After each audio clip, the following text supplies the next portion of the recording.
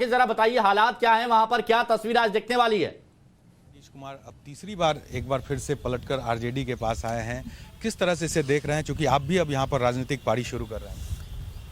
देखिए, राजनीतिक पारी शुरू कर रहा हूँ वो तो अलग बात है। मैं नीतीश कुमार, जो घटना अभी कल से अनफोल्ड हो रही है, मैं उसको 2012-13 से नरेंद्र मोदी जी के नेशनल राजनीतिक परिदृश्य पे जब से मोदी जी का एक तरह से उभार हुआ है, उसके बाद से उसके आफ्टर इफेक्ट या आफ्टर शॉक आप कह लीजिए, बिहार में उसकी वजह से जो राजनीतिक अस्थिरता का दौर शुरू हुआ है 2012-13 से, उसी दिशा में इसको एक नए अध्याय को देखता हूँ। ये पिछले 10 साल में ये 6वीं सरकार है। लोगों को ऐसा लग रहा है कि ये 17 और 22 को लोग कंपेयर कर रहे हैं। मैं जस्ट आपके दर्शकों को ये थोड़ा रिकॉल कराना चाहता हूँ कि ये 2012-13 से ये 6वां फॉर्मेशन है। हर बार जब वो फॉर्मेशन बनता है तो एक ग्रुप ऐसा कहता है कि भाई ये तो बिल्कुल ही गलत है, एक दूसरा ग्रुप कहता है कि this is the formation which is going to change Bihar and will bring good to the masses. The fact is कि अभी पिछले 10 साल में ये जो 6 प्रयोग हुए हैं, 6 के 6 करीब करीब सब असफल रहे हैं। और ये मैं नहीं कह रहा हूँ, जिन्होंने वो फॉर्मेशंस बनाए, ये फैक्ट ये है कि वो छोड़कर फिर उन्हें नया अटेम्प्ट, नया प्रयास करना पड़ रहा है या उन्होंने किया है पीछे। वो अपने आप में दिखाता है कि वो प्रयास इतने सफल नहीं रहे, सक्सेसफुल नहीं रह रहा। ये जो जितने भी प्रयास इस तरह से किए गए नहीं रहे हैं, तभी तो फिर नया बना रहे हैं। क्या जो नीतीश कुमार को लेकर एक परसेप्शन बना है कि वो पलटू राम है, और लगातार इस तरह की तस्वीरें दिखी है बिहार की राजनीति में, प्रशांत किशोर क्या मानते हैं? क्योंकि आप बहुत करीब से उनको देखा है, आपने कई कैंपेन भी उनके साथ आपने चुनावी किया है, किस तरह से? देखिए, मैं इस तरह के शब्द प्रयोग किसी के लिए नहीं कहता हूँ। जहाँ तक ये बात है कि मैंने आपको पहले ही बताया कि पिछले 10 साल में जो 6 फॉर्मेशन बने हैं, अगर उसमें एक फॉर्मेशन आप छोड़ दें जिसमें मांझी जी चीफ मिनिस्टर थे, बाकी सारे फॉर्मेशंस में नीतीश कुमार ही मुख्यमंत्री रहे हैं। तो स्वाभाविक है कि वो 6 फॉर्मेशंस अलग अलग पार्टियों के साथ, अलग अलग विचारधाराओं पर, अलग अलग प्राथमिकताओं पर बनाए गए हैं।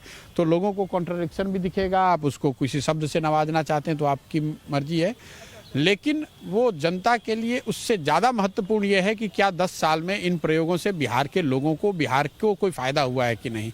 मुझे ऐसा लगता है कि वो ज़्यादा महत्वपूर्ण है। और जो अभी तक दिख रहा है कि इन सारे प्रयोगों में वो स्टेबिलिटी नहीं आने की एक वजह यह है कि जनता को उसका कोई बहुत बड़ा फ़ायदा नहीं दिख रहा है।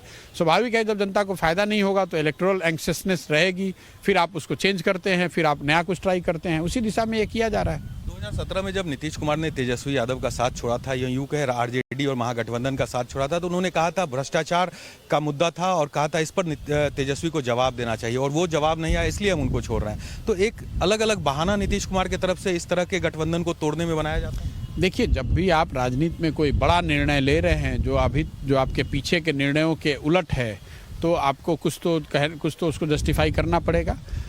उसका एक महत्व भी है, एक राजनीतिक मोरालिटी की बात लोग कर सकते हैं, लेकिन ये टेम्परेरी बातें हैं। आपने क्या कह के गठबंधन बनाया, क्या कह के गठबंधन छोड़ा, वो चर्चा का या एकेडमिक वाद विवाद का, विश्लेषण का हिस्सा हो सकता है। महत्वपूर्ण बात ये है कि जो आपने बनाया, क्या उससे आप वो डिलीवर कर पाए जो जनता चाहती है। अगर जनता जो चाहती है, जो उसकी आशा अपेक्षा है, अगर उसके हिसाब से आप डिलीवर कर पाएंगे तो ही वो स्टेबिलिटी उस गठबंधन में देखने को मिलेगी। जो फैक्ट बता रहे हैं कि पिछले 10 साल में जो भी फॉर्मेशन बनाए गए हैं नीतीश कुमार जी के द्वारा या दूसरों के द्वारा, वो स्टेबल नहीं रहे हैं। वो अपने आप में इस बात का प्रमाण है कि जिन आशाओं अपेक्षाओं के साथ उन गठबंधनों को बनाया गया था, उन फॉर्मेशंस को बनाया गया था, कहीं ना कहीं वो पूरा नहीं हो पाया। तभी आप फिर दूसरा कुछ प्रयास करते हैं। एक बात ये भी कहा जा रहा है कि जब 2024 में जो लोकसभा का चुनाव होगा, उसमें मुख्यमंत्री नीतीश कुमार जो अभी आज शपथ भी वो लेंगे, वो एक तरह से केंद्र की राजनीति में जाएंगे, वहाँ एक प्रधानमंत्री के चेहरे के तौर पर अपने चेहरे को आगे करेंगे, और उनकी ये महत्वाकांक्षा है। ये बात लगातार कही जा रही है। अब देखिए, ये मैं जो घटना अभी बिहार में हो रही है उसको मैं स्टेट स्पेसिफिक घटना मानता हूँ। मैं इस बात से सहमत नहीं हूँ। मुझे ऐसा कम से कम नहीं लगता है कि राष्ट्रीय स्तर पर कोई सोच, कोई प्रयास, कोई एक स्ट्रेटेजिक थिंकिंग के तहत ये तय किया गया है कि बिहार में इसको किया जाए और फिर इसको बिहार के आगे बढ़ाया जाए। बिहार बड़ा राज्य है, यहाँ पर लोकतांत्रिक तरीके से या पॉलिटिकली अगर कुछ बड़ा होता है तो स्वाभाविक तौर पे उसकी आपको नेशनल लेवल पे कुछ उसका रेजोनेंस सुनाई देगा। लेकिन मेरी जो जितनी समझ है, जितना मैं राजनीति समझता हूँ या देख पा रहा हूँ, ये बिहार स्पेसिफिक घटना है। अगर इसका कुछ नेशनल इम्प्लीकेशन होना है तो वो भविष्य के गर्त में है। आज की तारीख में मैं इसका कोई नेशनल इम्प्लीकेशन नहीं देखता हूँ। इस जो अब ये सरकार का गठन हो रहा है, इसका भविष्य क्या देखते हैं अंतिम समय? भविष्य तो मैं देखना चाहूँगा कि सरकार की प्राथमिकता क्या होगी। आरजेडी उसमें बड़ा दल है, तो जो आरजेडी के वादे हैं, जो आरजेडी ने जनता को प्रॉमिस करा है 2020 में चुनाव लड़ते समय, उन बातों को, उन वादों को सरकार की प्राथमिकताओं में कितना शामिल किया जाता है। जो लोग सरकार चलाने के लिए नियुक्त किए जाते हैं, उनकी ताकत, उनकी शक्ति, वो कितना बेहतर सरकार चला पाते हैं।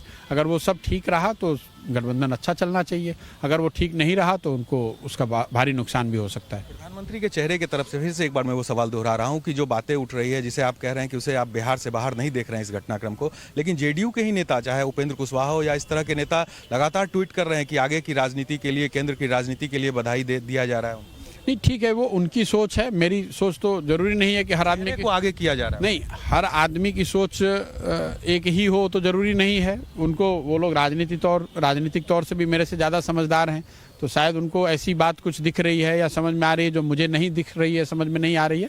मैं तो अपनी ही बात कह सकता हूँ, जो मेरी समझ है उसके हिसाब से आप राष्ट्रीय चीज़ों को राज्य के चीज़ों से सीधे जोड़कर नहीं देख सकते हैं। महाराष्ट्र में अभी एक घटना हुई है जो बीजेपी के पक्ष में गई है, बिहार में जो घटना हो रही है वो बीजेपी के पक्ष में नहीं जा रही है, तो महाराष्ट्र, उस हिसाब से तो महाराष्ट्र का असर यहाँ पर होना चाहिए था, बिहार में होना चाहिए था। तो राज्यों की जो घटनाएं हैं वो राज्य स्पेसिफिक हैं, जो देश के स्तर पर होगा वो देश के स्तर पर होगा। उन दोनों में कुछ, चूंकि पॉलिटिकल डोमेन एक है तो कुछ उसमें आपस में असर हो सकता है, लेकिन मैं इसको सीधे राष्ट्रीय राजनीति से जोड़कर नहीं देखता हूँ। बहुत बहुत धन्यवाद। तो ये थे प्रशांत किशोर, राजनीतिक रणनीतिकार, जिन्होंने साफ तौर से कहा है कि ये जो घटनाएं हो रही है वो बिहार स्पेसिफिक घटनाएं हैं, इसको केंद्र से जोड़कर नहीं देखा जा सकता। लेकिन उन्होंने ये बात जरूर कही है कि अब तक जितनी बार नीतीश कुमार अलग होकर सरकार उन्होंने बनाया है वो असफल रहा है। इसी वजह से ये नौबत आई है कि फिर एक बार सरकार जो है वो बदली है यहाँ पर। हालांकि इसका भविष्य क्या होगा ये आने वाला समय बताएगा। कैमरा पर्सन मुस्तफा के साथ साकेत कुमार, टाइम्स